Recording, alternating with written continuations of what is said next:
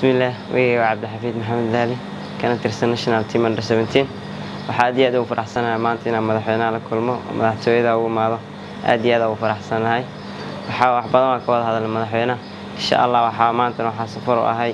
magaalada Muqdisho runtii aad ugu faraxsanahay inaan kismaayo imaado oo waxa aan la kulmo madaxweynahayga gudoomiyaha xiriirka kubadda cagta Jubbaland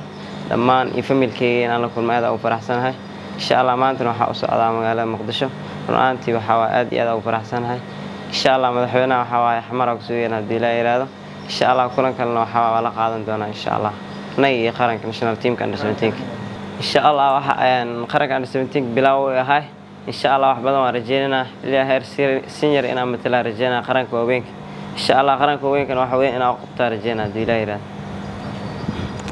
بسم الله الرحمن الرحيم maanta waxaan halkan ka soo goodinaynaa wasiirka wasaaradda dhalinyarada dowladda federaalka Soomaaliya iyo ustaad macalinka xulka under 17 ka ustaad Nuur iyo laacib Xaafid oo maalmaha magaalada Kismaayo la joogay saaki waxaan ku soo dhaweynay xarunta dowladda Jubbaland ay la kulmeen madaxweynaha dowladda Jubbaland sidoo kale madaxweynaha wuxuu u ballan qaaday inay kulmi doonaan marka uu Muqdisho tago macalinka iyo dhammaan xulka under 17 ka dowladda federaalka Soomaaliya